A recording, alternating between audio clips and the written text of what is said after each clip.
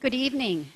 Thank you everyone for being here tonight. I'm Cheryl Weepa, and on behalf of the Angel of Hope Children's Memorial Park, I welcome all of you here tonight for the Proactive Grieving Workshop.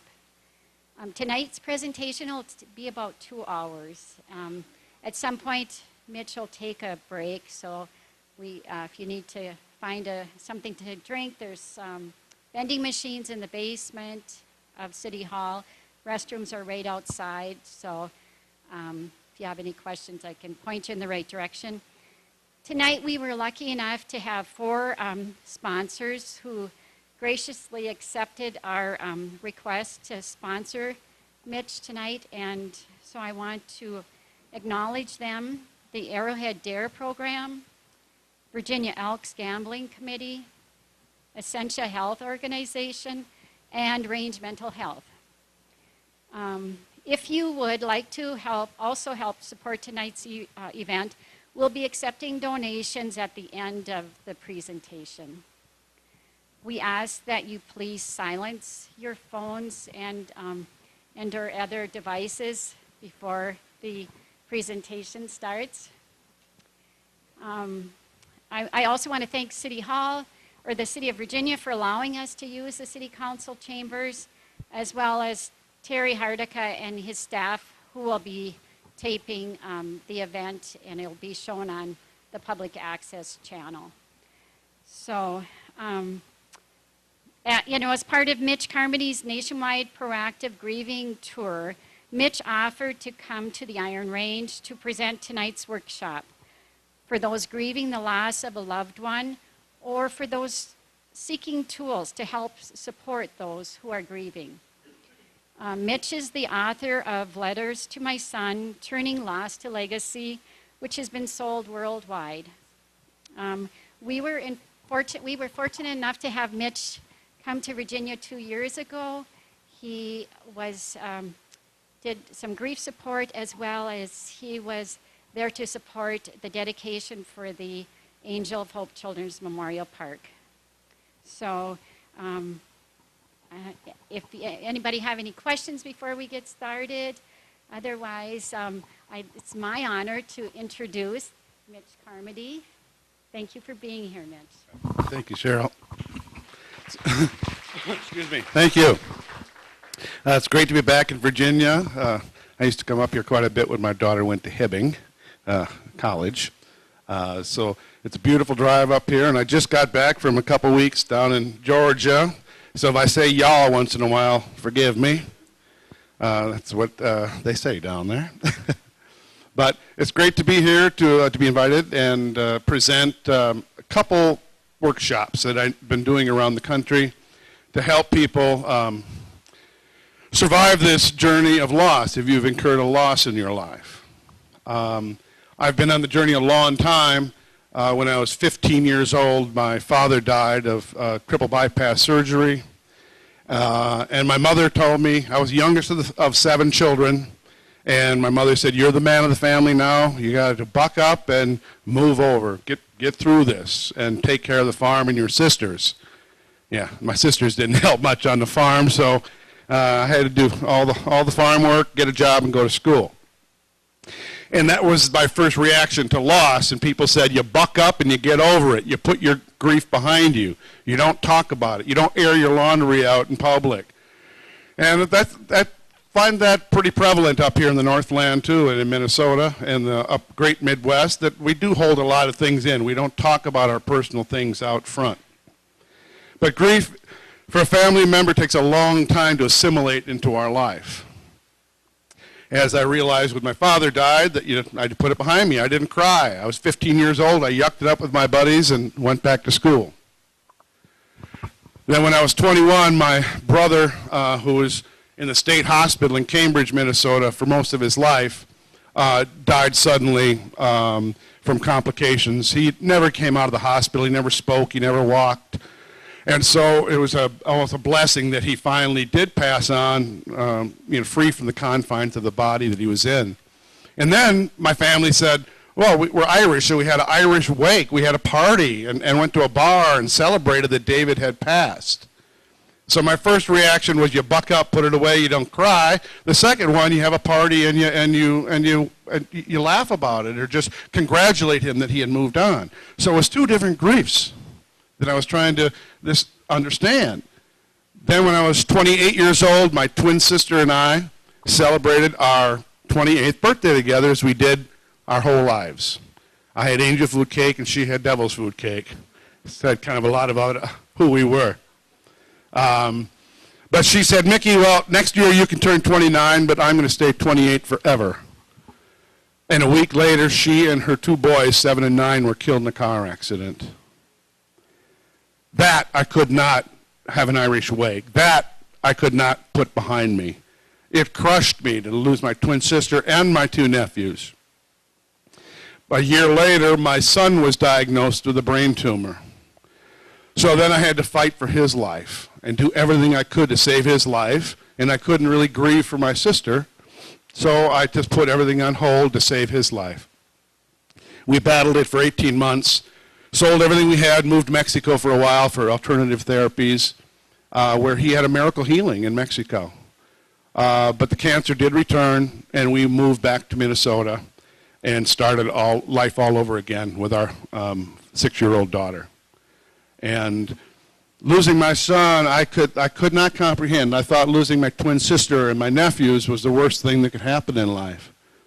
And it was. But then when I lost my own son, who I looked forward to being a friend with someday. I lost my father before I could actually be a friend to him, and I said, I have a second chance with my son, and I could not have that with my son. So I just fell into a deep hole and drank a lot of alcohol and sat home and watched TV. I'm an artist and I need inspiration. And I couldn't be inspired. I was hurting too much. So I numbed my pain with alcohol and watched TV every single night. That's all I did for about 5 years. And finally I walked by the picture of my son that's on the cover of this book, if you see his beautiful blue eyes. And I walked by that picture hanging in our front foyer, and I said, you know, I can't do this anymore. I can't live without you in my life. So I started a new relationship with him and said, I'm not going to say I had a son. I'm not going to say his name was Kelly. I say, I have a son. His name is Kelly. And I have a daughter, a living daughter named Megan, who went up to Hibbing, has now given me 2 grandchildren. And so life is joyful again. After 27 years, this will be the 28th year that my son has died, December 1st. And it's taken a long time. Every year has changed. Having my grandchildren brought me back a little bit more. And so I have these books and I have some music and some DVDs up here. These are, during the break or afterwards, if you're interested in purchasing some, they help to fund my driving around the country. Because I quit my day job August 8th to be able to do this work around the country. And it's a very sacred space to be in, and I'm proud to do it. And this just helps me. So it's available here if you're interested at all. But first of all, I'd like to start off with a song. I always start off with music. It's probably music you've never heard before. It's not on the top list of songs. But it's a buddy of mine wrote these. He lost his daughter 10 years ago, and he's written songs and dedicated his life to helping the bereaved. He is now the executive director of the Compassionate Friends, Alan Peterson. But before, we were on the road together, a day with Mitch and Alan, and we would travel the country doing our workshops, the both of us. Our children travel with us when we do this work. So this song is called A Little Further Down the Road. And I'm not sure where all your losses are, whatever the losses, be it by death, family member, or loss of relationship, loss of continuity in life. Losses of all kind can put us into the grief mode. And we get into that flight or flight response, and we're constantly battling with the unresolved grief. And unresolved grief can lead us into many other complications, physically and emotionally, mentally and socially, if we do not resolve the grief that may have happened when we were a child or growing up. When we put it away, it comes out somewhere. It comes out sideways. Grief is never lost. It's there. If we don't process it actively and proactively, it'll come out in other ways. And that's what I call proactive grieving. So no matter where you are on the road, you may be a little further down the road, you can help other people that are fresh in their grief. They're raw in their grief. We become a seasoned griever after years of grieving, just like we have seasoned wood. It's usable after it's seasoned. It reaches equilibrium with the atmosphere. Raw wood will twist and bend, and that's where we are in our early grief. We just don't know which way we're going. We're like a raw piece of wood that needs to be seasoned, and it takes a long time to reach equilibrium with the outside atmosphere and the outside world outside these walls.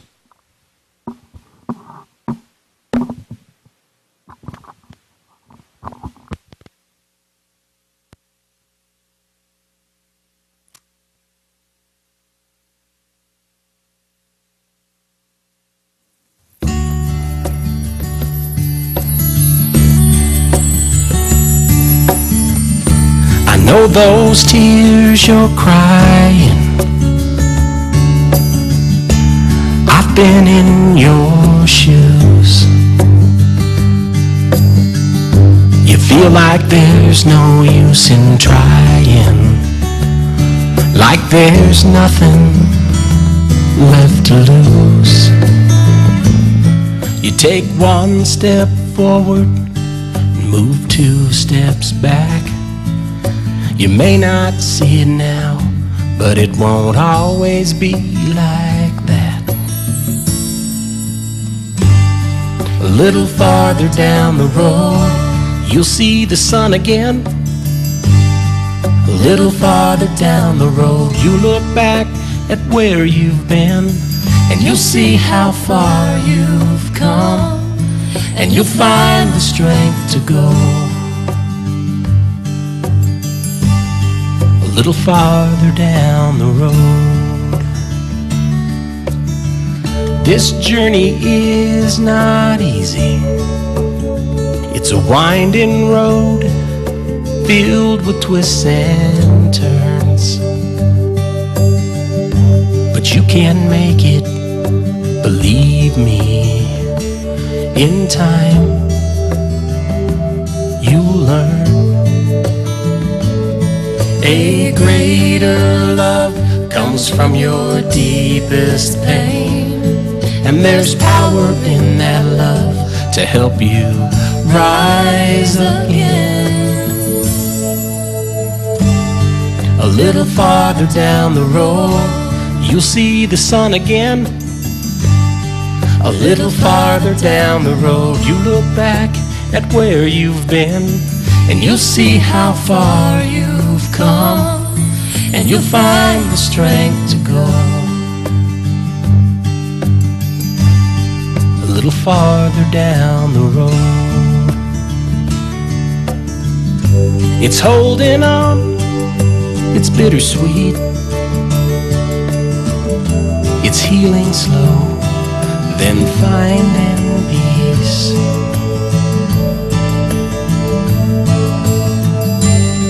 A little farther down the road, you'll see the sun again. A little farther down the road, you look back at where you've been, and you'll see how far you've come, and you'll find the strength to go. A little farther down the road, you'll see how far you've come, and you'll find the strength to go. A little farther down the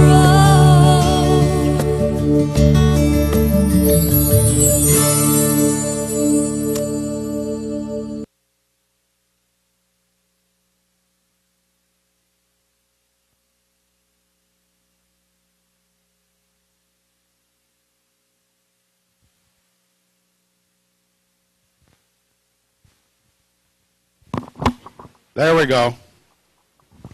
I'm going to be two-fisted here. Proactive grieving is turning loss to legacy. It's using that enormous power in grief to turn your loss into a legacy. No one else can speak for your loved one like we who love them the most. We become their hands, their voice. We become their actions in the world. We keep them present by our keeping them present in it. Our loved one dies a second time when no one says their name. And a lot of people want to protect us. And they don't say their name because they're afraid we're going to break down and cry. Well, they're not going to make me break down and cry. The tears are there. So we invite the name. Please. Does anybody insulate you from talking about your loved one? They want to bring it up. They don't want us to be in pain. But it's music to our ears. So it's turning loss to legacy. We can be in that state of shock, that first picture in the left of the heart, or we can move to peace and serenity someday. And it takes as long as it takes. Especially losing a child in your life, it takes a lifetime to comprehend and assimilate that loss into our life. Because our heart never forgets. They're always a part of our life. So if we can keep them a part of our life by grieving proactively, we can shorten those years of being in the gray or being in the horribly painful mode for a long, long time. If we know that they're still with us in some fashion. So this first part, we're going to talk about proactive grieving. This next second workshop, we'll take a few-minute break. We're going to talk about whispers of love. And those are signs that we get from our loved one, that we know that they live in another existence. Whether they send a butterfly, or you see an apparition, or you smell their cologne or their perfume on the wind, or you get some sort of feeling that they are still around us and letting us know that they still are with us always. So what is proactive grieving? It's embracing your grief, taking ownership, finding out more about it, not going around it, not over-medicating it, not postponing its grief. We need to process it. Grief is a natural part of life. We have grief. We grieve for the last minute we just wasted, for the last minute we didn't use. I mean, we grieve in little ways all the time. Life is not without grief. But when you lose someone you love, the depth of your grief is equal to the depth of your love. If you love hard and you love someone very strongly, the grief is going to be proportional to that. There's a difference in the grief where a 3-year-old may not grieve for his brother in college who's been in college for 4 years, doesn't hardly know him. But the child that fights with the remote every day will have a terrible time with the loss of a sibling because of the relationship. And I'm seeing a change. I've been doing this work for 12 years solid now on the road and helping people, and seeing a change, a shift, that people are starting to recognize that it's a lifelong journey, and then they can grieve the way they want to, that they can grieve their own way. There's no book that says you have to do it this way. A good friend of mine who just recently died, she's been in grief ministry forever, and she said, you can do your own grieving the way you want to, as long as it doesn't involve heavy drugs, sharp instruments, or high buildings. She said, grieve your way. If you're not hurting anybody, that's your way, and that's okay.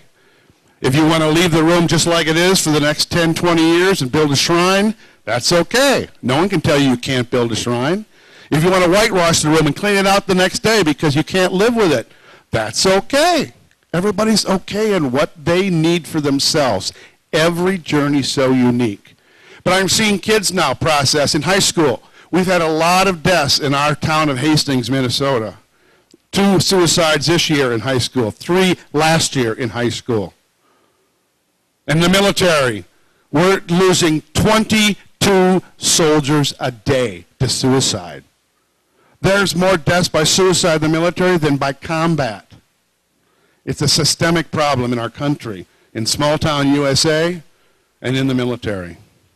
People are dying of suicide. But on the other hand, kids in high school are now processing it. They're having candle lightings at the football field. They're putting butterflies on the fences. They're putting RIP on the cars with their friend's name on it. So they are recognizing the loss and grieving. People are having birthday parties at the cemetery. Years ago, they would have locked you up for that. But people are happily celebrating, having balloon releases, butterfly releases, lantern releases like we're going to do tonight, possibly, if you want to join in. Building an angel of hope in the town, bringing an area where people can recognize their loss anytime they want to. And it doesn't have to be a cemetery. If they move, they'll know their stone is always going to be around the Angel of Hope here in Virginia. So it's a paradigm shift. It's a whole new perspective. It's not what we did back in the old days when my mother says, put it behind you, Mitch, buck up and get over it. That's not working for people anymore. Years ago, when someone would lose a child at birth or a miscarriage, they weren't talked about. They were hushed up. They weren't named. Some people wouldn't even mention the child's name. So it could be a lifelong journey measured in years, not months. But what we do in those years, we can turn that loss to legacy. And proactive grieving is not going through stages. Grief is not linear. It is not a series of stages.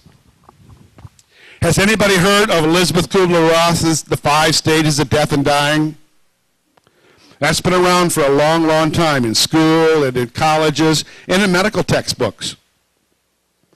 Elizabeth Kubler-Ross did studies with the dying, and she came up with the 5 stages of death and dying. Acronym DABDA: denial, anger, bargaining, depression, and acceptance. But many people that I've worked with over the years have been trying to fit themselves into those categories, whether they have anger or they're trying to bargain it away with God in some fashion. But many people are frustrated trying to fit themselves into those stages. And I have a friend who talked to Elizabeth Kubler-Ross and asked her about the 5 stages. And she said, I did those. She had this very Swiss German accent. And she was dying of cancer.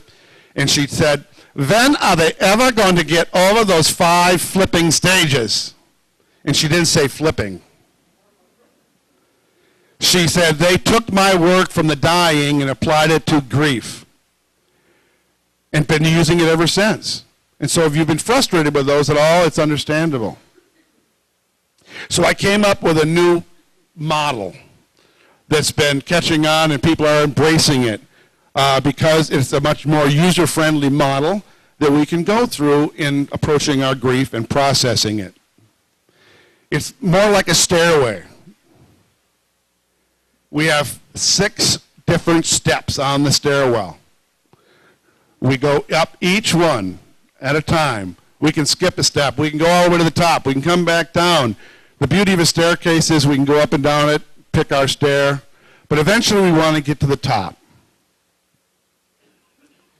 These are drawings I did incidentally that I also have these cards up here that represent the 20 faces of grief. They're all the different emotions that we go through in grief. And this is the first one that we all go through is shock. A physical shock and emotional shock. Our body goes numb. We go into shock. How else do we have 3 days to get ready for a funeral? We pick out flowers, we pick out songs. We plan the funeral service. We end up sometimes giving more compassion and help to those people coming to our family's funeral service because they're so uncomfortable with our grief that we're hugging them. How do we do that? Because we are shocked, head to soul. We are numb. That's the only way we can get through that horrible week of planning the funeral and the wake. And then the cards start to drop off. The casseroles start to drop off. And a year later, people think we're pretty much past it. We're on with our grief. And it really has just begun. The shock just slowly wears off. And when the shock wears off, then we enter into the second step, that T on the stairwell, trauma. And we enter into the trauma. That's when the numbness wears off and with the reality of it sets in full bore and we feel the loss. We can be in trauma for many, many years. I've seen people in trauma 10 years later. Still not moving forward, not moving on, but moving forward incrementally. It's like we had the earthquake in Japan years ago. That is what took the loved one from our family. Then what followed the earthquake is a tsunami. And that was taking our life. It wiped away everything we knew. Everything we knew. We had to start all over again. That's living in the trauma. So how do we get out of the trauma? The most critical step is the acceptance. Once we accept, it's not accepting that they died or accepting or agreeing with it or accepting, it's accepting the challenge to survive. I'll never accept the death of my son, but I accepted the challenge to survive. It took me 5 years to make that challenge because we can thwart our efforts for acceptance or assimilation by all these pictures. You can have the upper left, you can have fear. Your fear of more death, fear of moving forward, fear of just getting out of where you are. This is fear that you're going to lose touch with your loved one. That if we smile again, we're somehow dishonoring them. And so we have a fear of letting go of the things that we know, that they're not coming back. And we can stay in that for a long, long time. Or we'll have denial. We'll put the mask up in the center. We'll put that mask up and say, when people ask, how are you doing? And what do we usually respond? I'm okay. I'm fine. And we're lying through our teeth. But do they really want an answer? Do they really want to know? No, they don't. The one that comes up to you and puts your hand on your shoulder and says, hey, how are you doing? Then we can tell them.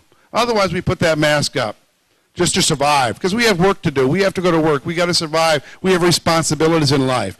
So it's okay to put the mask up as long as we don't keep it up too long, because then we can get into serious problems. If we stay in the house, it's easy to stay under the covers. You want to stay under the covers and not go out, not go to the grocery store, stay in the house. That leads to depression. We need to be around other people. We are herd animals. We are a pack animal. We need people in our life. If we don't have people in our life and we avoid social reaction and action, then we can go into deep clinical depression. Grief depression can come and go. It can last for 5 minutes. It can last for 5 hours. It can last for 5 days. But if you feel you're in deep depression for over 2 weeks, it's time to see medical advice. It could be clinical depression. Where grief depression, it can come and go. But it will come and go in your grief journey. Then we can have anger. We can be angry and mad at somebody or mad at the conditions that took our loved one, and we can be stuck in that anger and not move forward at all. So there's many things, and we can be, the upper right, we can be in apathy, where we just don't care. We just don't care anymore. We don't care about anything. And then we're dangerous to ourselves and dangerous to our family and danger to our community if we just don't care. So once we accepted the challenge to survive, what do we do now? We go to the I on the steps, the stairwell. We go to introspection and insight. And we look to inside ourselves and find strengths, gifts, talents that we never knew we had. There's a phrase that if I can remember it, that Christopher Robin said to Winnie the Pooh, that you are smarter than you think, you are stronger than you feel, and braver than you know. And you can do it. I'm reading to my grandchildren now. There's a lot of good grief books hidden in kids' books. It really is. Christopher Robin is one of the best ones. Shel Silverstein, too, has got some great books. So once we get into the introspection and insight and we find out more about ourselves, then we can move to the next step on the STAIR, the rebuilding, the reinvestment in life, and the renaissance. We can become bigger and better than we've ever dreamed of being by using the power of the grief to do that. If we build a legacy for our loved one, using that strength and power, we can change our lives. And we're doing it's a win-win because we're keeping their name alive. We're doing it in honor of them, and it helps rebuild our lives. So it's a good thing. I mean, we can fall back down these too. You can fall back into, oh no, every morning sometimes after a serious family loss, what's the first thing? You open your eyes in the morning and you go, oh, it's real. And maybe a couple years you wake up every morning and, oh, it's real. I'm not sure when it happened to me. I think I got to the coffee pot before I said, oh my God, Kelly's dead. And it's hard to even say the D word because we don't want to say it. It's too harsh. We say pass on. But we do not, and we insulate our children. That's another whole subject. I don't think we should insulate our children and tell them that grandma's only sleeping. Then they have nightmares. So there's a lot of bad things, a lot of bad information we can give to children. They should not be insulated from death. Death is a part of life. And it just scares them if they don't know what's going on. Because they hear it. Kids are smart. They got great ears. They listen to a lot of things. And they only get bits and pieces of it. But we rebuild and reinvest in our life and do something in honor of them. And that's become the Renaissance in our lives. Then we can finally get to the top step, serenity. If we get to that, we can have peace in our life and have peace on the journey. I thought that I would not, after losing my son, I thought I would never jump up and kick my heels happy again. And it wasn't until 23 years later that when my first granddaughter was born, I couldn't deny the feeling in my heart. I couldn't deny the joy that I was experiencing, that I thought I had plateaued, but I went up one step further into joy again with my granddaughter. Then my second granddaughter was born, and I felt the joy again. So finding peace is going through grief, not around it, and processing it into your daily life, and building a new future as a legacy to our loved one. Finding peace is turning loss to legacy. So where do I start? What do I do? How do I create a legacy? Well, I know a great big one that was put in town here 2 years ago. That's the Angel of Hope. That is a legacy for everybody to look at and to honor. And I'm so proud that your town did that. I go all around the country, and not many towns have an Angel of Hope in them.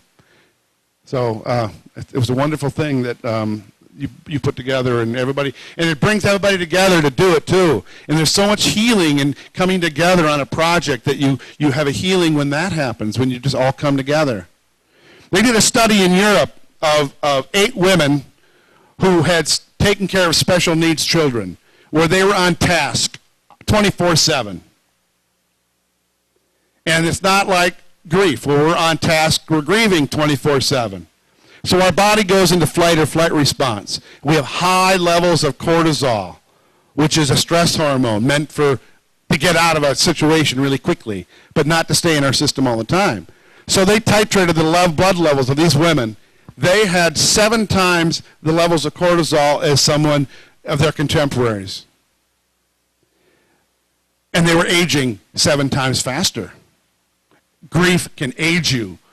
It can make you thinner, it can make you fatter, it can make you lose your hair, it can make your hair go gray, it can cause wrinkles because of the high levels of cortisol. So we need ways to try to reduce the levels of cortisol.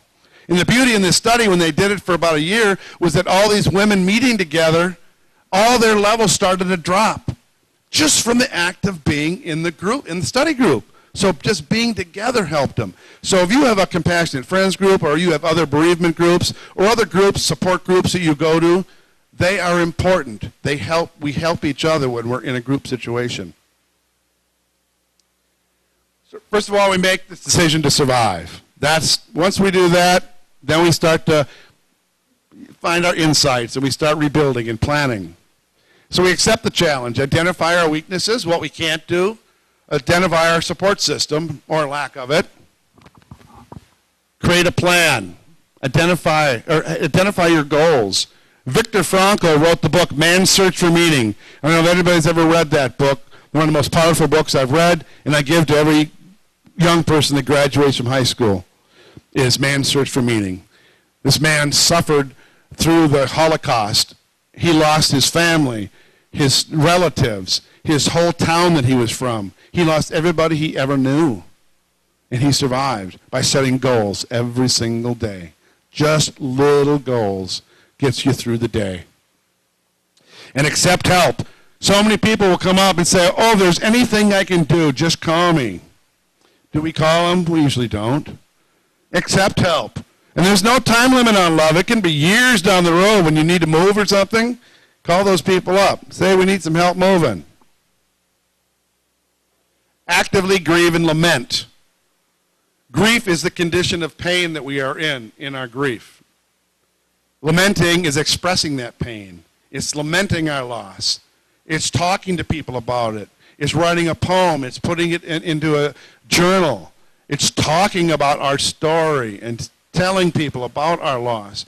Grieving with other people that are grieving and telling our story, letting it out, not internalizing it. So share your continued struggle with others as much as you can. Sometimes we don't want to go there. We don't want to talk about our losses, so we don't. We rest up. But other days we do. We want to talk about it. And when we hear a song on the radio and go, oh, we get that feeling, oh my God, that reminds me of my loved one, and we start processing it. There's triggers out there all the time to put us into that mode to remember our loved one. It can be seeing someone walking down the street. It can be, there's so many things that can trigger their memories. Help others who are hurting on their journey. Helping, when you give, you receive. St. Francis of Assisi said, when you give, you receive. And I found that is to be so true. The more you help others, the more you help yourself. And it's not just help, it is biological. It is hormonal. The act of helping someone releases the love hormone, oxytocin. It's when you look at a baby and you feel so good, or you look at a sunset on the lake, you feel so good. That's oxytocin. You get this rush of feeling good. It's a real rush of chemicals. It's a hormone called oxytocin. And so when you're helping other people, you feel good, and you get that little rush of good feeling. So keep our loved one present. I keep reiterating that, to keep them present. But say, I have, not had. Their name is, not was. And seek joy. Joy is our birthright. We are meant to have joy. That's what makes life worth living, is to have joy. And it produces oxytocin too. So rebuild. Get involved in your journey. Do what you can to rebuild your life. Be an active part of it. Somatic integration. That's a big word for rebuilding the body.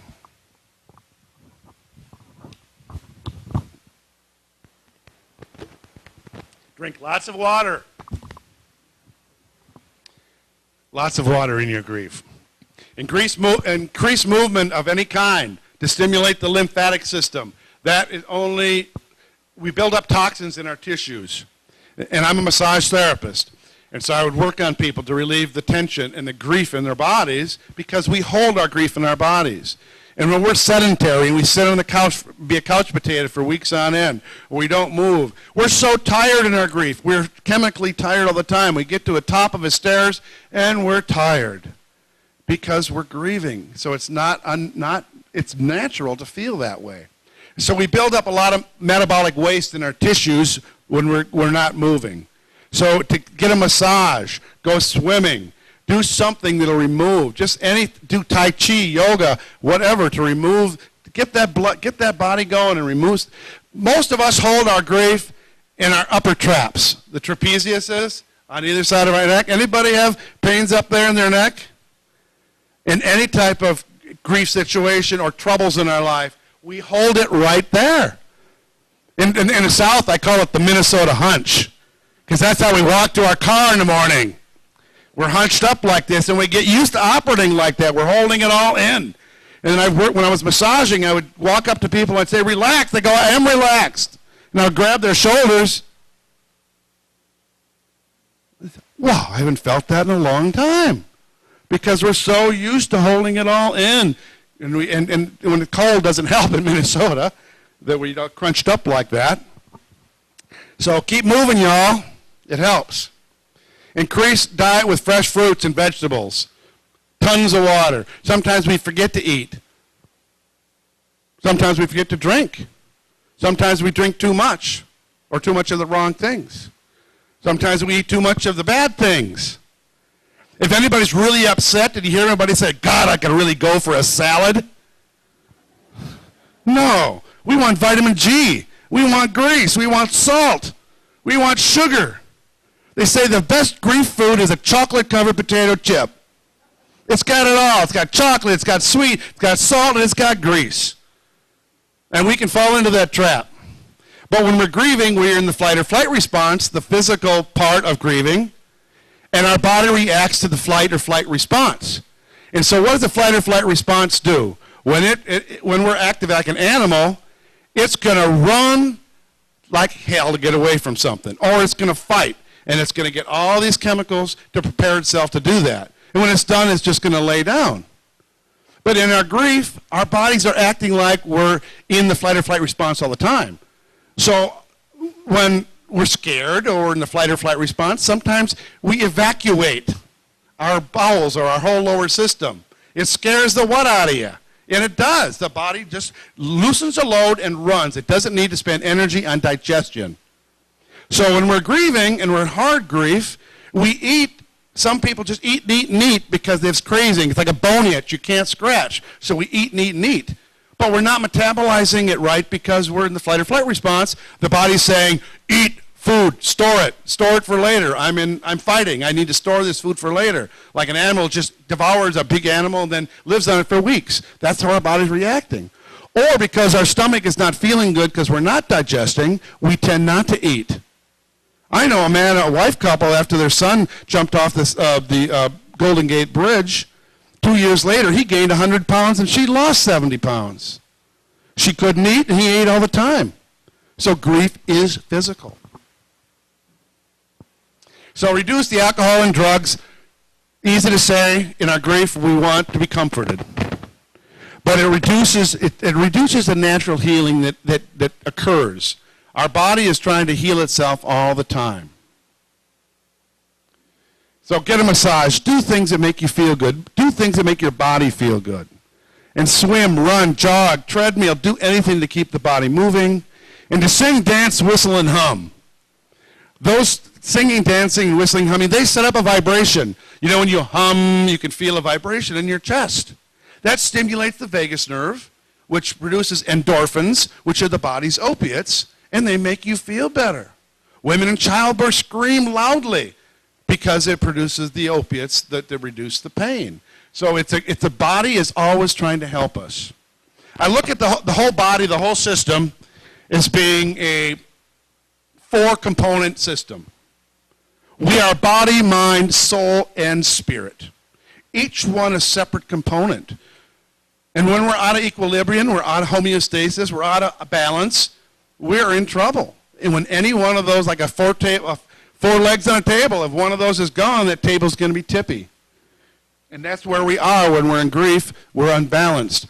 But the body is trying to tell us what to do. It's regulating the heart pressure, your heart rate, your respirations. Everything is regulated continually without us thinking about it.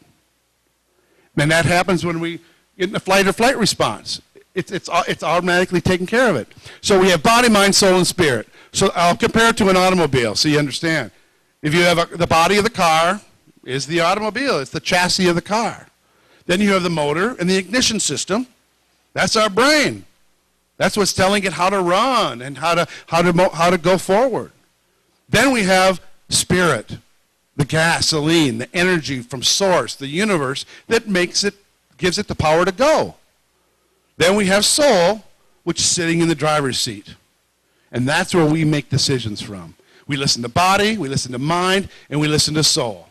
Most of the time we get caught up in intellect and we listen to mind. And we can rationalize anything out of our heads. We can always say, well, this is good for me, I deserve this. Or we can talk our way out. Instead of listening to our body, listen to that gut feeling. That's from spirit. We get that gut feeling that we know we shouldn't be doing something, or we know we should do something and we don't do it. That's a gut feeling. So we listen to those things. They are telling us something. They're very important information. So sing, dance. Do anything that sets up that feeling of feeling good again. Then spiritual integration, that's where we rebuild our faith. With the loss of a loved one, our faith may be tested severely. We may not like the church we went to because they didn't supply us with what we needed. Or we may go back to the church or the church we go to and be more excited about God in our life than ever before because of how it has helped us in our journey. Or we may go to a different faith completely. Or we may be mad at God and not even speak to him But that's one person you can get mad at and doesn't get mad back. So it's okay to scream at God because he doesn't scream back. So rebuilding our faith. We can find that when we're in that spiritual integration part, in our faith part, that can be sitting at the ocean, watching the waves, sitting at a lake is so healing. If you can get near water, I know it's frozen up here a lot, but when you get near water, you feel better. You're near the beach, you feel better. It's getting that quiet space. It's finding some quiet time. And paying it forward. Expressing gratefulness. I wake up every morning now instead of before. I'd wake up and say, oh my God, my son is dead. What am I going to do? I wake up every morning and say, I got another day to serve. I got another day to find joy. I got another day to make other people happy. I can do things. Emotional integration. Rebuilding our soul. This is where the shoulda, woulda, couldas bombard our being. And we talk, oh, I should have done this. I could have done that. I should have said I loved you more. I shouldn't have given him the car keys. We should have gone to the doctor earlier. We beat ourselves up for the loss in our life. And that is a normal reaction. We process it like we do if you're doing meditation. And a thought comes into your head, you're trying to meditate. You recognize the thought, you let it go. So we say our shoulda, woulda, couldas. We talk about it. Make it three-dimensional. Write it down on paper. Get it out of your head. Put it on paper. And then burn it in a burning bowl or stick it somewhere. But it's so helpful to put it on paper. And that's when I wrote my book. My grief became three-dimensional. And I could hand it to my family. So, the old Mitch ain't coming back. This is the new version. This is what you're going to have to get used to because I'm not going to change for you. You got to accommodate me. Because I'm hurting, and I'm trying to rebuild my life. And so you let them know. And if you're not going to say their name at Christmas, then they're not going to invite my son to Christmas, then don't invite me. Because he's coming everywhere I go. And sometimes we got to be bold with our friends. We may lose friendships through the years. But we also may gain some. Some of the deepest relationships I have now are other bereaved family members that I've met through this journey. They get it. They know the real things in life. They don't whine about the minutia and the little stuff. They know what's important. So do something with your life. Rebuild your soul. Go back to school. Be something you always wanted to be. Take the emotional risk. What can hurt you worse than you've already been hurt? So you can take emotional risk to be yourself, be what you want to be, do what you want to do. And nurture a sense of pride. I am an intentional survivor. I am going to get through this. Not will, I am going to get through this. Positive words are very powerful. Creating a legacy. What do? I wrote my book. Now it's been sold all over the world in 7 countries and on the 2nd edition, and I'm helping people all over the world with it. And I wasn't going to be a writer. I just want to tell my son's story. Create works of art. I've done a lot of artwork since my son died. The first 5 years, I couldn't do anything. I couldn't do artwork. I had to be inspired. But then Mother Teresa died, and I really, she did so much for so many people that she was a mentor of mine. And so was Gandhi, peaceful people. And so I did a portrait of Mother Teresa. And that got me started again. Just opened the doors a little bit. And so then I started doing other things for other people. I started giving blood. And my life started coming back. Like, anybody seen the movie Pleasantville? It's an old movie. It started off in black and white. And that's how my life was. Until love came back in the movie. They started falling in love, and the flowers started blooming. Life started coming back. So it's finding love again and loving and taking the risk to love can bring the color back. So what can you do? Start a support group, or like the Angel of Hope Project, or Compassionate Friends, or any type of group that you support each other. Give blood. I started giving blood. My son needed blood. My father needed blood. And so I said, I'm going to give back as much blood as I can. But you only could give every 6 weeks with whole blood, and whenever the truck came around, or unless you went downtown. So I started giving apheresis. Has anybody heard of apheresis? It's where they stick a needle in each arm. They take the blood out of one arm, spin it out in a centrifuge, and put it back in the other arm, and they take the blood product they need. And so it's really helpful, like for kids with leukemia. They just need the white blood cells. So I'll go in and just give white blood cells with apheresis.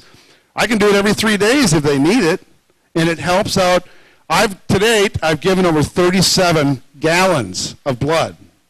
That has helped over 700 people extend or save their lives, most of those children with leukemia. And I'm so proud that my son is gone, but I'm trying to help other children live a little longer life. And so there's so many ways we can do it. Giving blood, if you can't physically do it, volunteer. Do something for others, whatever works for you. And open doors physically for people, and metaphorically. Let's go back to the days where you'd open doors for people and not just walk through. And get rid of the road rage. When you see people on the highway doing something, and they were road raging, give them 2 fingers instead of 1. Pass the peace around. It's a ripple effect. They'll do it to the next person. I say, wow, that guy gave me a parking spot. So I'm going to do the same thing. That's paying it forward, just helping other people out. We get so caught up in the negative and so caught up in the anger when it kind of blows people away when they're really mad at you and you give them a big smiley face. So use your gifts that you found. Be intentional. Be proactive. Grief is hugely transformational, and we have a choice in how it changes our life and those around us. Not only can we survive after a significant loss, one can thrive. Believe you can. We learn to become intentional survivors and not a collateral victim.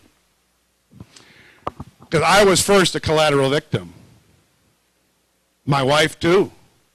We both sat. I didn't know how to raise a 6-year-old being a bereaved parent. We just did the best we could. But we were in shock for a long time, and then we were in misery, and we were in depression and anguish, and we didn't know how to help our little daughter, but yet she had witnessed him for 18 months. We were fighting cancer, so she was like the center. He was the center of our universe for so long.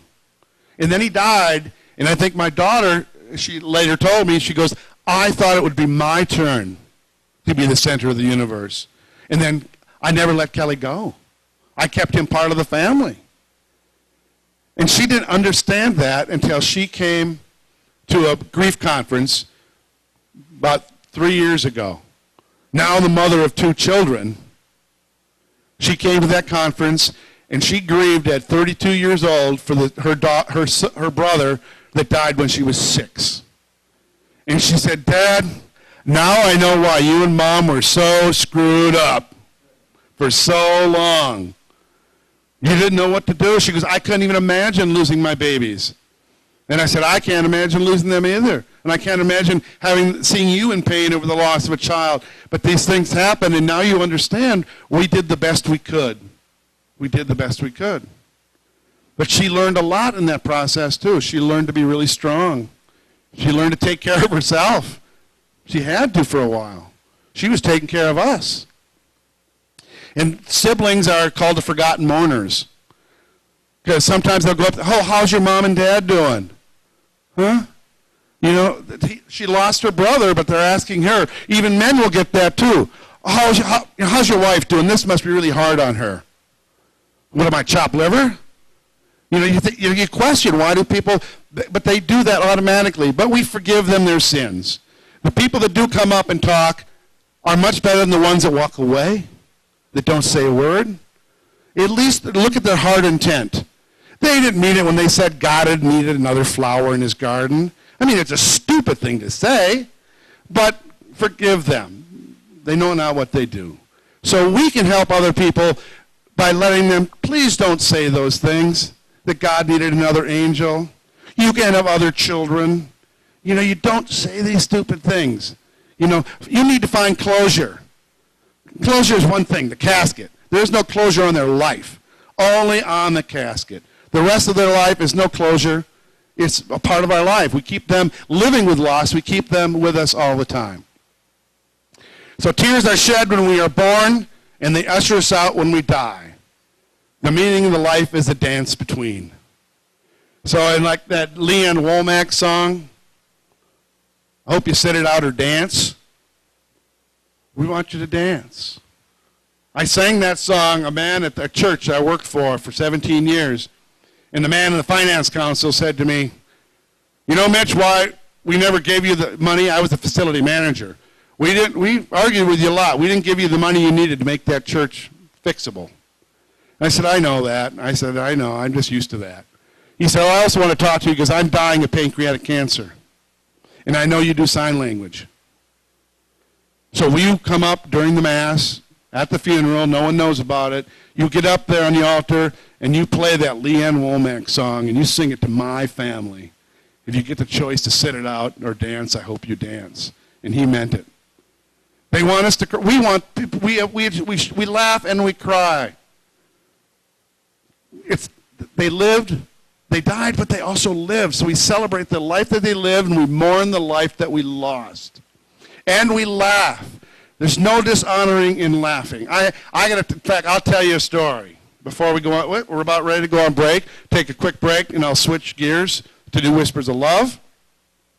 But my son, when he was dying, they sent us two things that he wanted in life. They asked him, he was dying, what do you want? Well, one, he wanted to go to Hawaii. Thank God. That was a nice place to go to.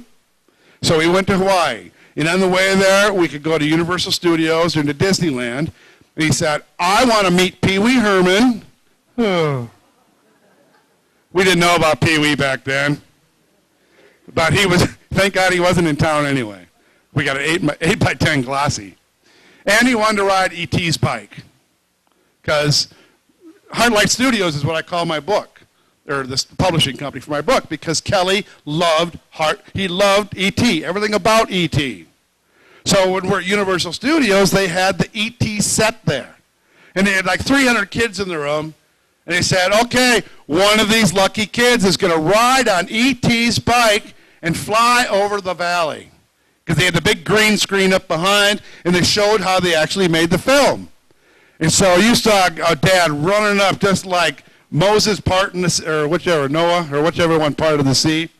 I went running up, parting these people, and I said, one kid is going to ride that bike, and it's my son because he's dying of cancer. Do you have a problem with that? They said, no. So Kelly got on E.T.'s bike in front of the green screen, and they had E.T. sitting in the basket. He was his buddy is sitting in the basket. He was so proud. And I got the old VHS camera on my shoulder back in '87, and I'm filming this. And they clicked the lights on, and there he is riding over Hollywood Valley, riding over the valley, and the bike's moving, and he and E.T. It was just a beautiful moment. Then he gets off the bike. And they said, okay, Kelly, so what's your favorite movie? Rambo. I mean E.T. So it's funny. We have to laugh. I like to tell that story about my son. So take a minute. If you want to take a bathroom break or get a water or something, I'm going to switch gears to the second half of the program. It's also written by Alan Peterson. And he wrote this song. And I said he wrote it for me for this workshop. He said, no, I didn't. I'm not sure why I wrote this song. And I said, well, I explained about my workshop. He had never seen this workshop. This was 5 years ago. And I said, well, Alan, now he understands. He said, no, I think I did write it for you because it talks about signs, about our loved one being near us. And that's what this whole workshop's about. And we can have a little bit more levity here when we realize our loved ones are close to us and it's exciting news that they can give us these signs. And if you haven't got signs, maybe you will after tonight. You'll be able to identify them more. Because the more you talk about it, too, the more they can come. Because if they don't come to you, they may come to other people. And if you tell those other people, that once you know that they know that you know what I mean. That they'll know, and they'll send them more.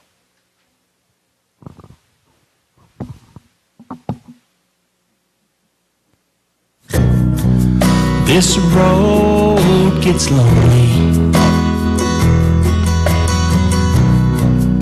since you've been gone. The only thing to console me is I'm sure our love lives on. It's deeper than flesh and bone, stronger than time. It keeps me close to you when I open up my mind. So I chase butterflies, I reach for falling stars, I look for any sign from where you are. I call your name out to the wind so I can hear your voice again. Death can't keep us apart. I know you by heart. You're my heart.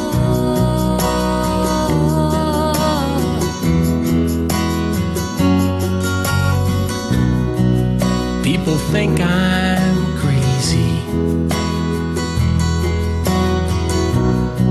'cause I talk to you this way. Oh, but you amaze me with the words I feel you say. You're the inspiration that keeps me strong. I know you're just beyond my touch, but you are never really gone.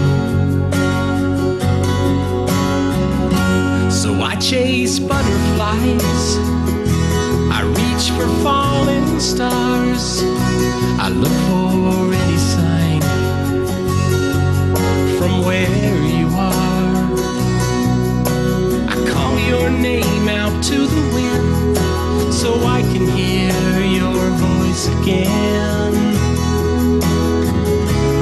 Death can't keep us apart, 'cause I know you by heart. You're my heart.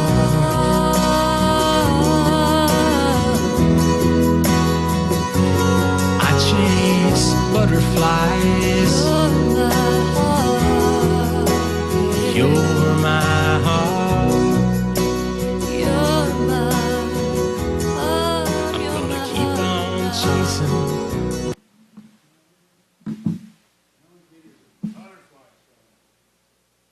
Anybody get butterflies that think the signs of their loved one? They can come at the strangest times, strangest places. I had one woman in a hotel. I had one woman in a hotel at a conference. She was there for 2 days, and she went up for a dinner to change, opened up her suitcase, and a big yellow butterfly flew out of her suitcase. And she had just been to the workshop. She goes, I never imagined it would come that quick. But I must have packed it with me. She couldn't comprehend how it happened. So we don't try to comprehend. We just accept.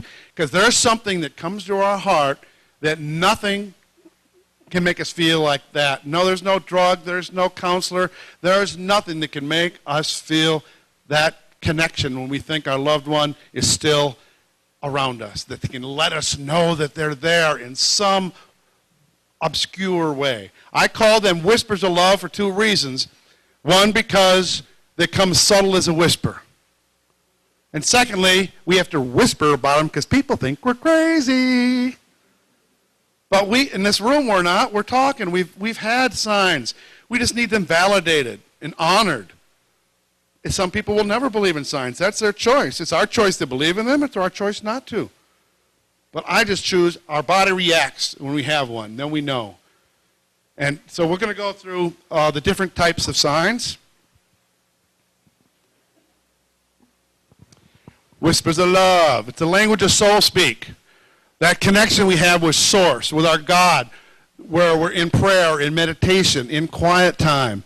And we're in that special like with the two spheres, our life and theirs, come together, and at that veil where they meet, we can communicate sometimes. That I believe, this is all my belief system, but it's backed up by many different people.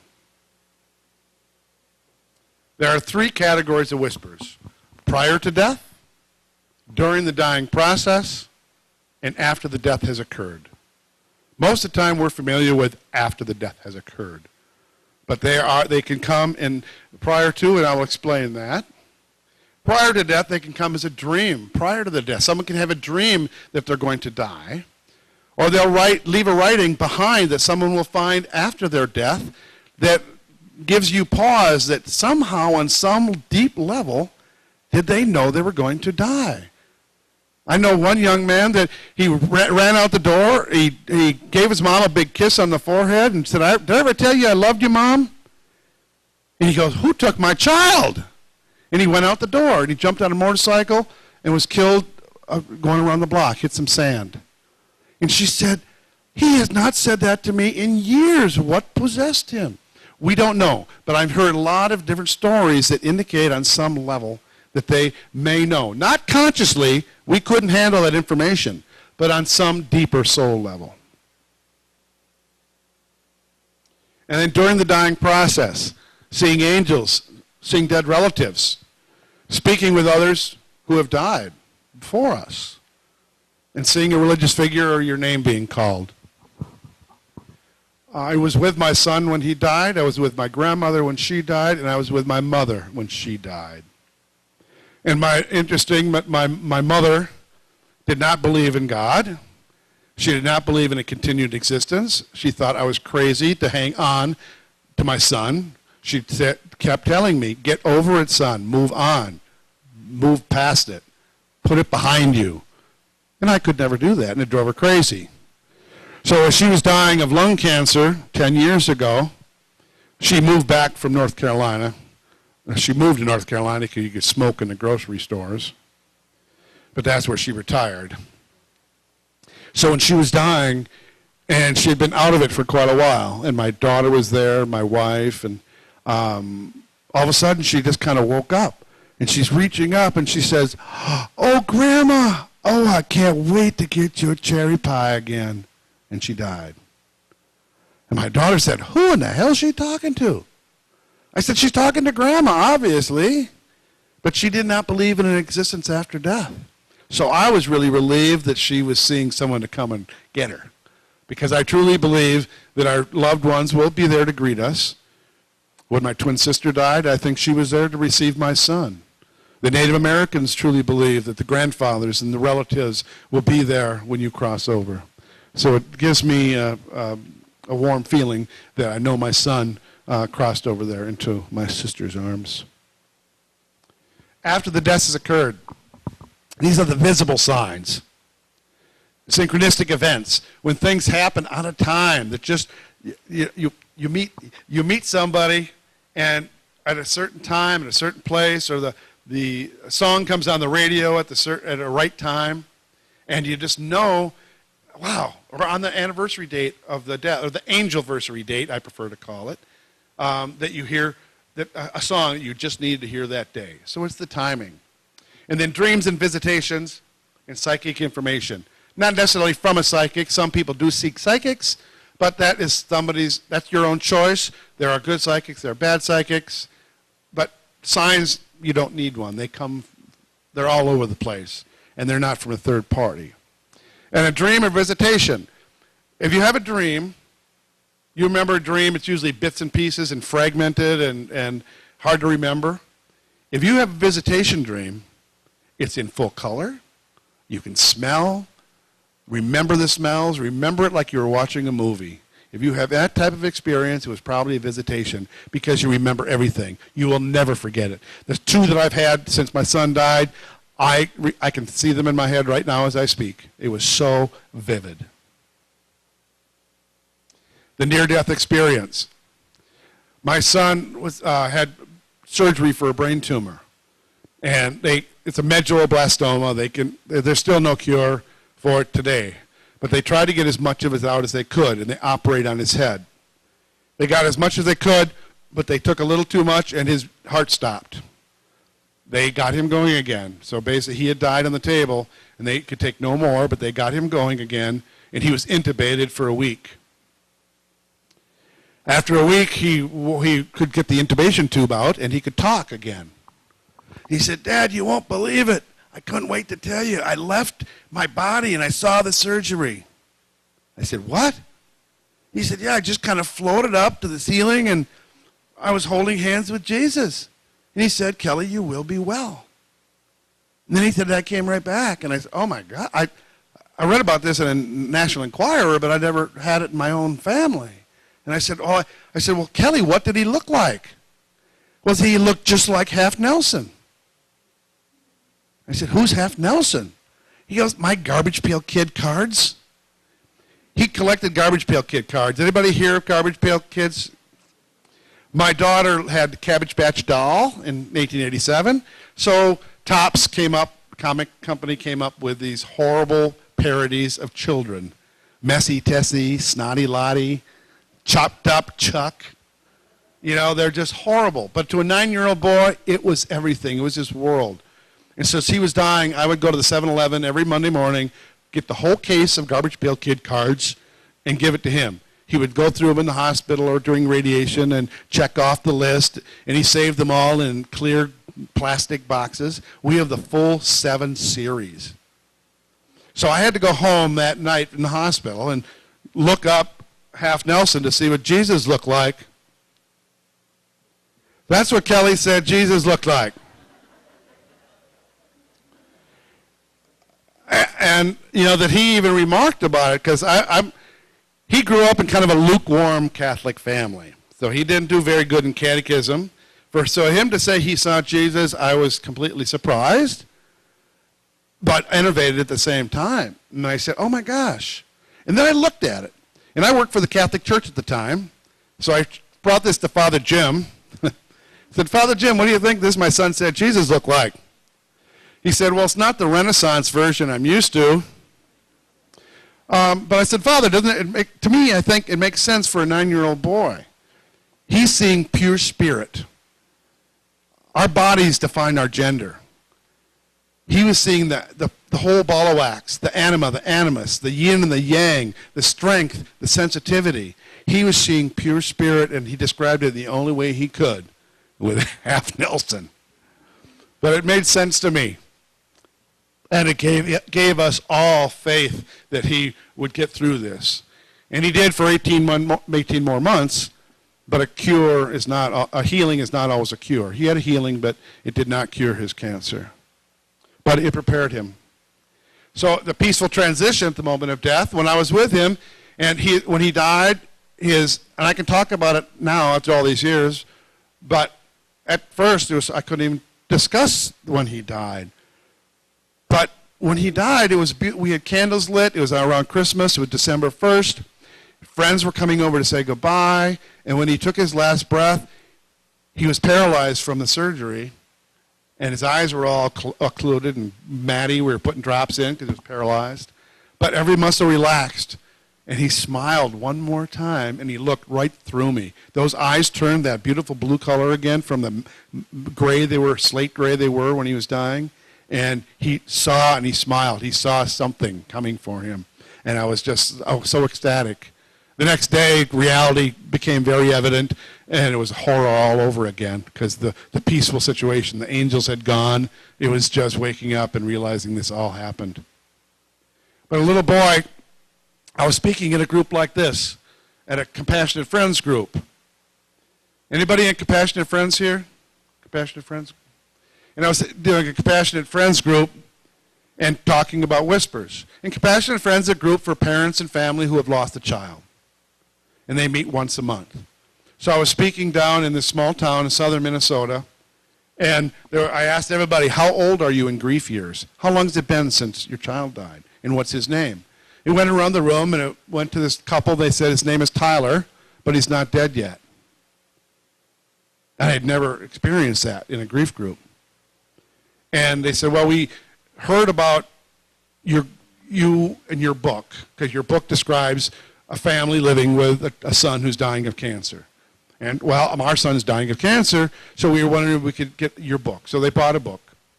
The next day they called me and says, there's a story in there about the rosary, the magic rosary. And they said, yes, the rosary story. It's a rosary we've had since my son was sick. It's passed on to 14, 15 different people through the years, and it's helped them heal. Many have survived incurable cancers, and some have died. But they've all had some sort of healing from this rosary. So they wanted the rosary for their son. I said, well, I'm sorry, it's with a woman who has pancreatic cancer right now. She's had it for 3 years. She wanted to see her children graduate. The next day, my sister called and said, some lady dropped off a rosary at my house that she doesn't need it anymore. So she saw my name on the mailbox and asked if we were related. And I said, so I called these Harlequers, these parents. I said, oh, my God, you won't believe it. The rosary came back. The woman said she doesn't need it anymore. Her children had graduated. So she returned the rosary. I called them up. They came over the next day to my house 2 hours away, drove over to my house, and I gave Tyler, their son, this rosary. He put it on. He had not eaten in a couple days, had not only been sipping water. And he said, I feel so good. I want some Orange Crush and some Cheetos. Well, and the parents go, what? And here's his picture. There, he put it on, then he just started smiling. Had his ball cap back on, and he said, he goes, I want to see what, you got pictures of Kelly? Because I'm going to heaven, and I want to see what he looks like when I get there.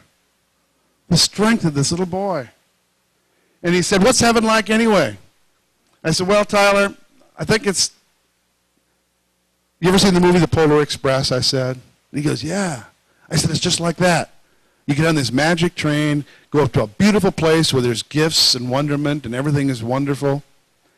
And then you get back on the train, you come back down, see your mom and dad, wave through the window at them, and they can be standing there at the station waving back, but you can't get on the train. They can't get on and you can't get off. He goes, that's okay, I like that. And the parents called me the next day, said he was having night terrors. He could not sleep. Now he's sleeping sound as a baby, and did for a week. And then his dad called me and said, this rosary did a lot for him. It prepared us, but Tyler has died a week later. But he was clutching that rosary. He was using it as a key. He was trying to open the door to heaven. He said, Daddy, they won't open the door. And he's trying and trying and trying. And then he said, oh, wait a minute, Daddy. I think they're opening it. I think I see Jesus. And he died. A little 9-year-old boy, a little Lutheran boy too. Both of these kids were not into religion. So this is what they saw. So signs after the death has occurred. This is what we're most familiar with hearing. Visible objects, finding pennies on the street or dimes or quarters or combination of coins that are the same. I know Mom gets a dime and a penny all the time. She gets the number 11. And then she gets 11 when she goes places. She gets these 11-11s, numbers coming up all the time. Looks at the clock when she wakes up and it's 11-11. She gets these 11s all the time. So numbers mean a lot too. Animals, plants, flowers blooming out of the ordinary are on special occasions. Apophenial images. No one knows what that word is, so I'm just going to tell you. It's, have you ever laid in the grass when you were a kid or an adult and you look up at the clouds and you see a poodle in the sky? That's apophenia. It's your mind's ability to take random bits of information and put it into a recognizable, discernible form. And your mind sees it, and it is. Just like some of the pictures this young woman shared with me. You can see things in the cloud formations. This is probably the most famous one. I saw it online. A woman was feeding her child a grilled cheese sandwich in Florida 10 years ago. And she said, stop, the Virgin Mary's in there. And she told her to stop eating it. And so she froze it and sold it on eBay for thousands of dollars. Can anybody see the image? Oh, the laser doesn't work on that very good. On TVs, it just sinks in. But can you see the face in there? I think it looks more like Michelle Pfeiffer. Can you see that? Or Marilyn Monroe? But it's definitely that type of face. And that's just in a cheese sandwich. This is a cloud formation in the sky. I put a Sharpie around it. Can you see the angel? The angel wings and the hair and the face.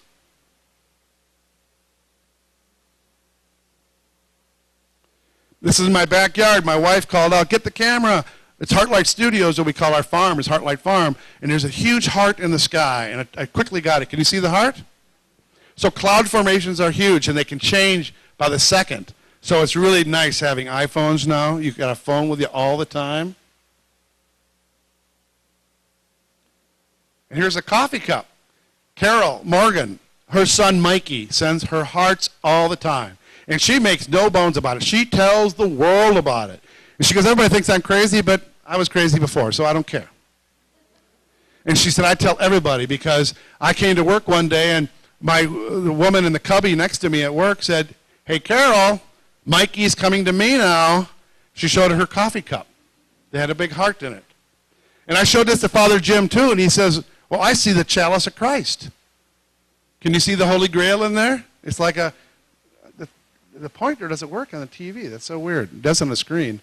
But halfway through, you can see down, it narrows down, and then it reflections out almost like a chalice. And then Carol's neighbor comes over. He said, Carol, I washed this morning after feeding the kids waffles for breakfast, and I got a waffle heart on. Now Mikey's coming to me.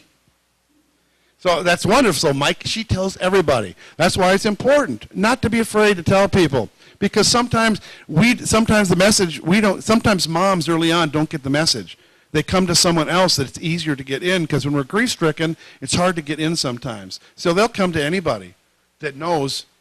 I'm not going to go through that know you thing again. But hearts can come from anywhere. My granddaughters, because I have a social experiment with my granddaughters with proactive grieving. They are 4 and 9. And they've lived with nothing but proactive grieving. So they know. They call Uncle Kelly all the time. When their cat died, my granddaughter drew a picture of her cat going up to heaven, and with Kelly standing on a rainbow welcoming her. And when Grandma Clara died, Grandma Clara was up on the rainbow. So whenever there's a death in our dogs died, and she said, well, they're up there with Kelly. So she's got a really healthy view of death, that it does go on, that they'll all be together again someday. So it really helps her. And her dad's an atheist, so it's interesting too. So I like to, to encourage that. And in the garden, so she's finding hearts. These all came out of our garden. One's leather, the other ones are rocks, and then the other one's a piece of jewelry. But they were digging potatoes, and they found that jewelry. The farmyards sometimes go way back in years, so it must have been an old garbage pit or something back there where our garden was. But things are turning up. But I have nothing else but bottle caps, but she's finding hearts all the time. And one's out, it's a leather heart, like an old piece of a saddle. And she said, the one on the bottom right, she said, Papa, look at that heart. It's broken, but it's whole. Oh, I said, that's heavy, honey. I mean, because my heart is still whole, but it's broken. And then a young man, when I said in our town, there's a lot of suicides in town. This young man, Mitch, took his own life 3 weeks after his girlfriend was killed in a car accident. They were in senior year, and he couldn't stand living without her, and he was very depressed, and he hung himself in the tree by his truck.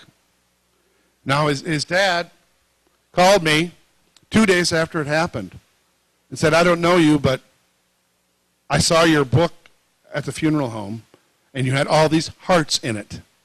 And I want to show you something. He said, my son hung himself on that tree 2 days ago.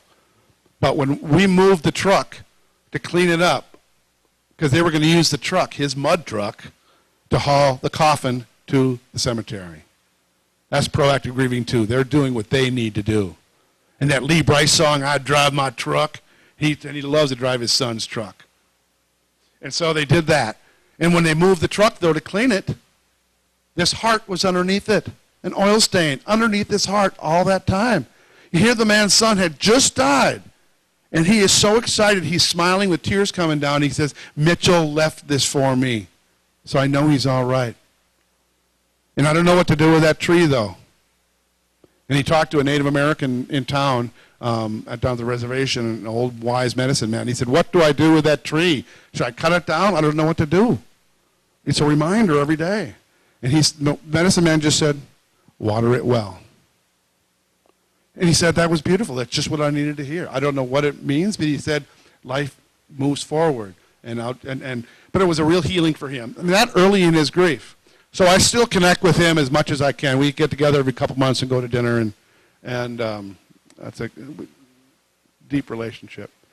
Here I was down in Savannah, and this is a young man who died. His dad is not talked about. He said, I don't get signs. I don't get signs at all.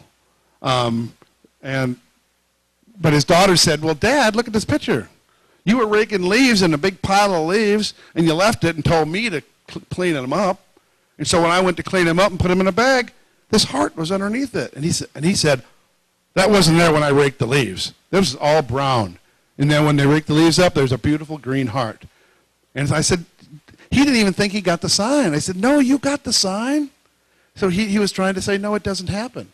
And we're sitting on his back porch in Savannah watching, and we're talking for hours. And finally, he could really talk about the whole thing. He drowned in the pool right next to us, 29 years old, 5 foot deep. They don't know what happened. But he drowned in that pool. And so he's really letting his grief out. And while we were sitting there talking, 4 bluebirds came and landed on a railing. Then a redbird, a cardinal, came and landed. Then a deer came up. Some turkey buzzards were circling overhead. And we go, oh, my God, all these signs. And then a tree limb broke and fell right next to us. And he said, I believe in science. But it was just amazing. So many things. He said, every single one was a sign that other people get. Other people do get. There's the mom. Her daughter died, and she was getting hearts all the time, like a lot of people do. And so Grandma had cancer, and Grandma was dying. And when she, a year later, says, well, I'm going to heaven too, honey, and I'm going to send you hearts, but I'm going to send you hugs and kisses. And this reflection was on their garage from an upstairs window. See the 2 hearts and X's and O's. So, I mean, this is almost like an incubated. I mean, Grandma said, I'll send you hugs and kisses and hearts. So she gets the whole ball of wax. Some people signs usually reflect the personality or something of the person, so they know, it's them. Like a lot of boys will tease their mothers. And this dad wasn't getting any signs, but he said, well, they're walking along the beach. So many things happen at the beach or the lake. And he's walking along the lake, trips over a rock, flip that over. And their daughter was everything about bunnies. Bunny pajamas, bunny curtains in her room. She had her little stuffed animal even as she was a teenager in her car with her. She loved bunnies. So when he saw that, he goes, I know that's Amanda. I know it. Granted, it looks like a Playboy sticker, but it's still representing a bunny. This mom get her butterflies all the time, and Dad didn't. He's walking along the ocean, and a wave comes up and lands this shell between his feet. It's just a mollusk shell, but it looks like a blue swallowtail. So it doesn't have to be the butterfly. It can be a symbol of a butterfly. And then the mom, a year later, this mom who sent me this picture said, I got to send you another one. Her son Aaron had died, and she saw his face in the water. And this laser doesn't work on a TV screen. It irritates me. But I don't know, can you see the face in the water? It kind of takes up right dead center. You can see the lips, the nose. It looks like Jim Morrison. Can you see it? Yeah, it's just a reflection in the water. Got to give you some identifier so you can see it, but you got the full lips and the nose, and amazing. I work also for TAPS, the Tragedy Assistance Program for Survivors for military loss. I go to Washington, D.C. I have for the past 5 years and meet with the families who have lost someone in the war. And this mom said her son had died in the war, but her daughter was having a baby. So Bobby, who had died, never got to see his baby, or his nephew be born. He was so excited. And then after he died, they showed me this ultrasound. And can you see the face looking down at the little baby? It looks like, and there's a little hand like he's going, get you goo. You can see his nose, his little half smile, small nose and a forehead. He's looking down right at the baby, almost nose to nose. I know that's kind of hard to see too, but once you see it, you see a face. This was in Asheville, North Carolina. A friend of mine, I just had breakfast with him at Waffle House last week. He gave me this 5 years ago. And now we're still friends, because we make these deep relationships. And he said this changed his life this day because his daughter had died in Florida, had been swimming out late, and they couldn't find her. He went down to the shore to try to find her, found her purse and her clothes on the shore, and looked further out, and she found her arm and floating in the water. She had been eaten by an alligator. So that's the double-sided sword. He'll never get that picture out of his head. But in the afternoon, we were talking about whispers of love, and he says, well, I got to show you this picture. My other living daughter, my surviving daughter, Rebecca, took this picture 3 months after Michelle died. And it's just a mountain scene in North Carolina. And she was using an old black and white camera and putting them together for a show at school. When they put them in the frame to hang them up at the wall at school, they looked at it sideways. He said, oh my God, that's Michelle. Can you see the back shoulder? I mean, the right, her long shoulder, the back of her neck, her lips, her eye, her nose. Looks like she's got a feather hat on. Can you all see that? And then here's Michelle. Well, I'll go back. You can see how it's just a road. Then you see it sideways, and it's a perfect woman's image. And there's his daughter, Michelle. And so he's totally convinced. And when he was telling me about it this weekend at Waffle House, he's just smiling again. He said, that changed my life, knowing that Michelle lives on in another existence. So synchronicity and serendipity. When you see things out of the ordinary, we see a double rainbow or a rainbow on the day. You see a shooting star, billboards with a name on it, or a license plate with a name, or something that signifies who they were. People that you bump into that look like people and that of your loved one, or repeated numbers that keep coming up. The man, Alan Peterson, whose songs you were listening to, we were on the road together, and his daughter's name is Ashley, and my son's name is Kelly. So he saw this on the side of the road. He said, I have to send this to you. It's just a store. It doesn't mean much to anybody else, but to us, it gives us that jolt of, yes, we're with our kids. And it's happened before. Ashley Furniture Trucks at a Kelly Inn, or it's happened several times. We just laugh about it and say hi to our kids. Here's a smiley face coming right between the two trees. The kid got represented. He had smiley faces, everything. They even sent me a smiley face bandana because I put this in the slideshow, because the smiley faces show up. Can everybody see the smiley face? And down in Taps, down in Fort Hood, where they had a lot of killings in Fort Hood twice.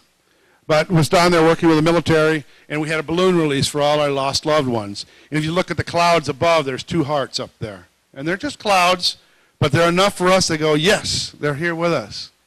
In fact, when we did a lantern release in Savannah, and where they lit the Japanese lanterns, the paper ones, we put them on out into the Okeechobee River or whatever it was, and it went out to the causeway and out to the sea. We lit it. It was beautiful, beautiful ceremony. And then we came back in a restaurant right on the edge of the river, and we ate. An hour later, we look out. The high tide came in and brought all the candles back. All the lanterns floated right back to the shore we started from. So your love you send out comes right back. It was so powerful to be there. And here's down in Florida, I was doing this workshop. We're doing a balloon release. See the big heart in the sky, the cloud again? These are just cloud pictures, but hearts come up a lot. Balloon releases. This man did a balloon release, and his son had died. He said, I'd never golf again, but they were doing a fundraiser to raise funds for the Compassionate Friends. So he said, well, I'll golf for that. It had been 3 years. But he went out, so we went out golfing. And they had a balloon release on the 9th hole, and he wrote on there, okay, buddy, if you're out there, you give me a hole in one. Went to the next hole, got a hole in one. If anybody's a golfer, you know the odds of that are extreme, especially if you ask for one. So he goes golfing now. He would never golf again, but he's golfing actively now. He said, my son helped me do that. This was a balloon that was set off in Madison, Wisconsin. They wrote on it, Amy, until we meet again, show us a sign. 8 hours later, 85 miles away, it landed in a relative's backyard. And they said, oh, my God, they called him right away. Did you have a balloon release? Yeah, we did this morning. Well, Amy's balloon landed in our backyard. What are the odds of that? Across Wisconsin countryside and land in someone's yard that they know it? Usually they pop, you don't find them. It's just amazing. This woman was having a Meg Day. Her daughter Megan had died. And she said, Megan, give me a sign. And a car pulled out in front of her and said, Meg in heaven. She followed the car for 20 miles, pulled into a suburban cul-de-sac, and said, tell me about your license plate.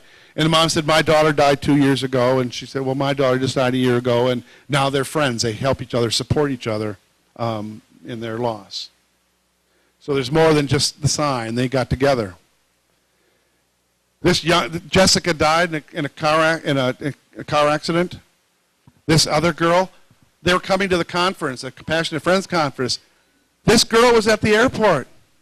It looks just like their daughter. And the man was so scared, he said, that looks just too much like Jessica. I can't take it. Let's get on the plane. They got on the plane, sat down. I guess Southwest planes, they load you up like cattle. And anyway, they're loading the plane up, and they said, we need one more seat, one more seat. Guess who gets on the plane and sits between he and his wife? Whitney. And his wife leaned over and said, Lenny, don't you scare her. And he took out the book of pictures, and they went through all the pictures, and they had the same, Vera Bradley, did I get it right? Vera Bradley purse. I don't know much about purses, but they said they had the same exact purse. They dressed alike. They were both snowboarders, both softball players. Physical interaction was things that go bump in the night, things that fall off the wall, things that move around the house, little things that just happen that you just can't explain. You miss something and then you find it again. Or there's a quarter sitting on the end of the bed. You know you just made the bed. There's just these strange things that do happen. Electrical devices, lights going on and off, radios going on and off, TVs coming on and off. I just got a new picture someone sent me it was on her son's anniversary date, and the dog is barking at the TV, and she took a picture, and there's this big image of a spirit or something coming out of the TV. Because dogs animals will recognize spirit. They'll bark at the room of the loved one. They'll wag their tail like they're really talking to somebody. They act to spirit. And so will little children. Children under 5 years old will talk about seeing the invisible friends, supposedly, or they'll see their grandpas, or they'll see a sibling who had died. And they'll talk about it until about 5 or 6 years old, they start to shut that down. They don't talk about it as much. But when they're under that, listen to them. They are very, very open to spirit. And computers, appliances, there's so many different electrical ways. I know one mom said, I could never get my son to turn that dishwasher on when he was alive. Now the dishwasher's going off all the time. And I yell at him, would you cut it out, Kurt? I said, wonderful, you can still yell at him. This young man was killed in a car accident. His phone was crushed. His dad replaced the SIM card and put it in the cradle in his room, keeping the room just like it was. His shoes still half under the bed, and they kept the service up. Friends would call him from college, so he kept the service up on the phone. Then his dad said, I'm not sure if I believe in all this stuff. I need something concrete. Well, Sean's phone sitting in the cradle called the house phone. He picked it up and looked at it, and it was hung it back up. It was just static. And then he looked at it again and said, oh, my God, that's Sean's phone. Went upstairs. It had dialed out. That's not a butt dial or a pocket dial. That just happened. He called everybody, Sprint, AT&T. They could not explain how that phone called that phone.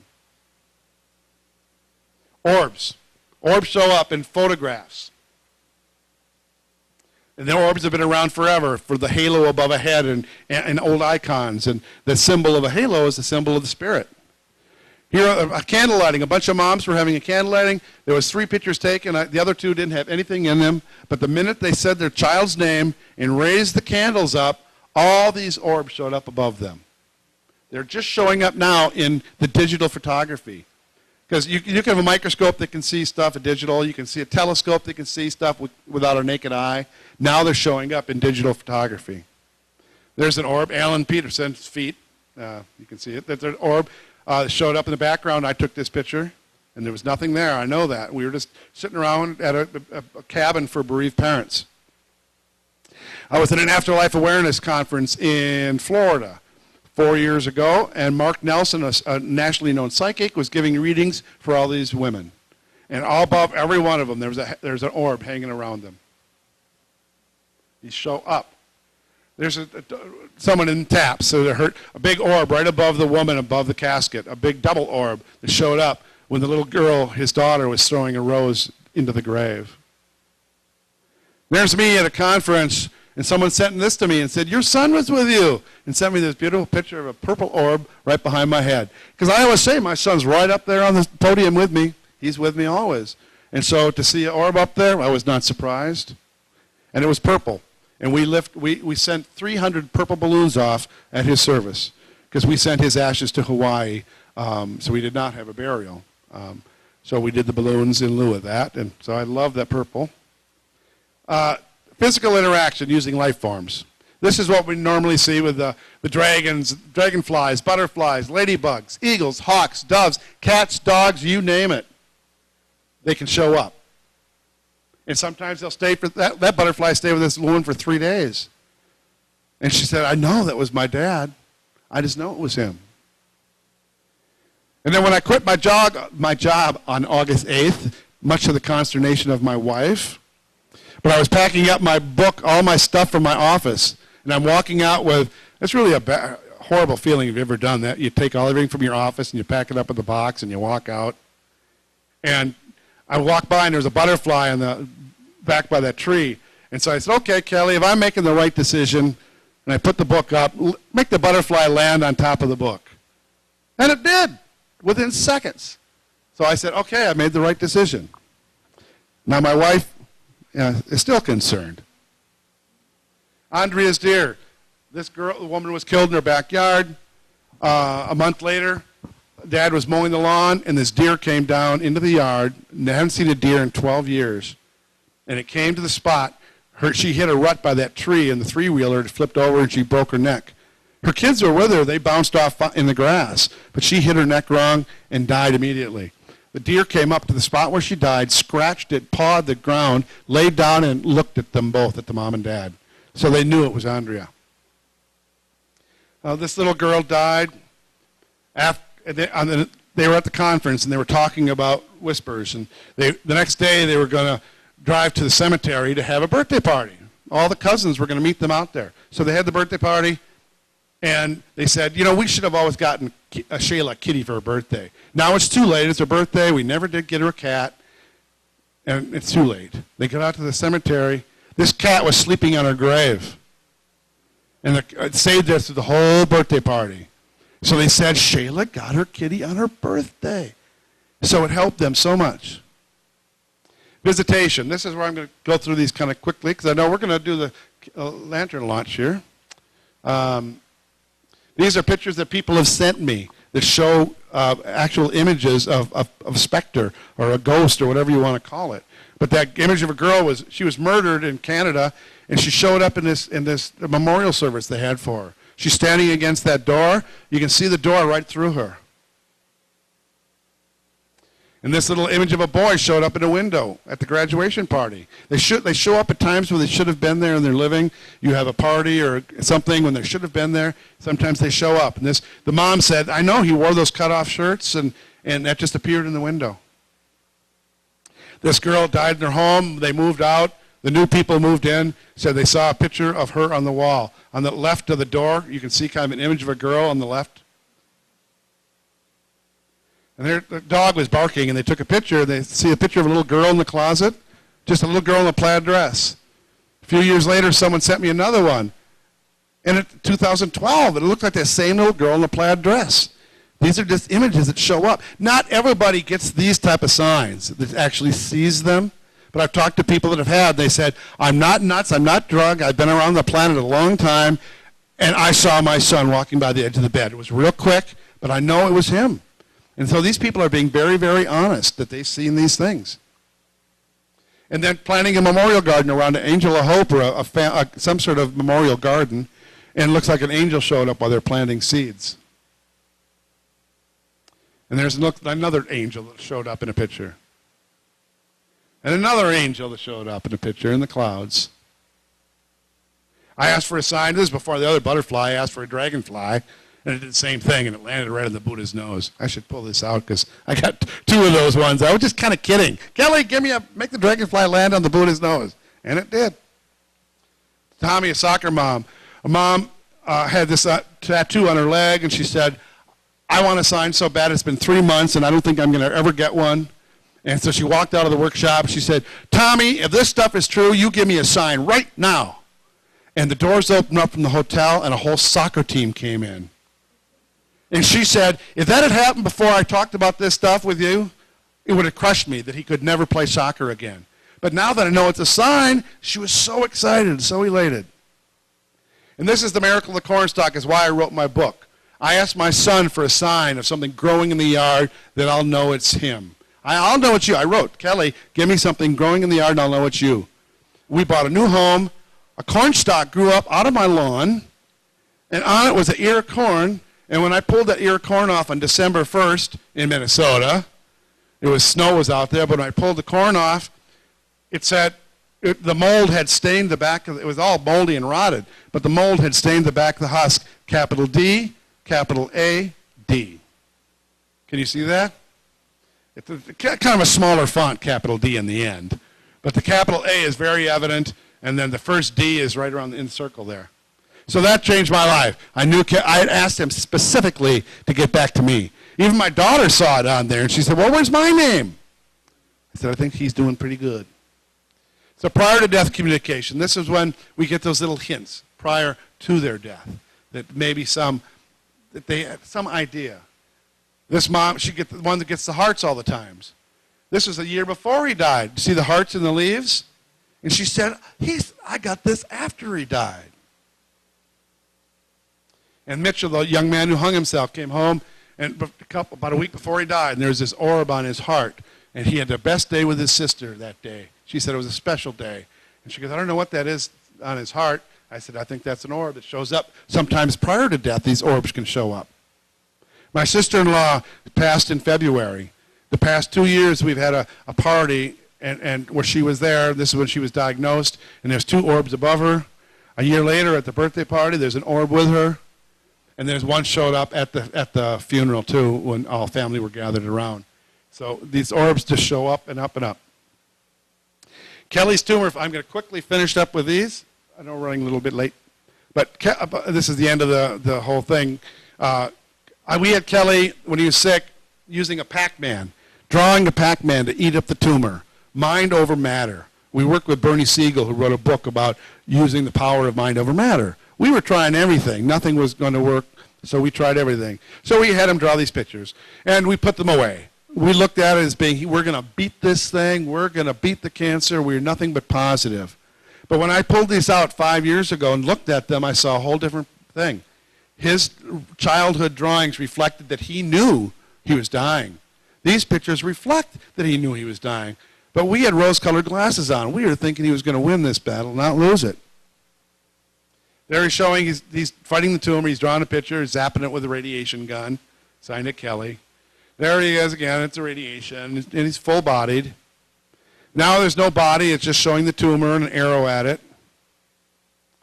Now there's a line on there. It's like the tumor, the tumor's got a life of its own up there, and he's trying to eat it.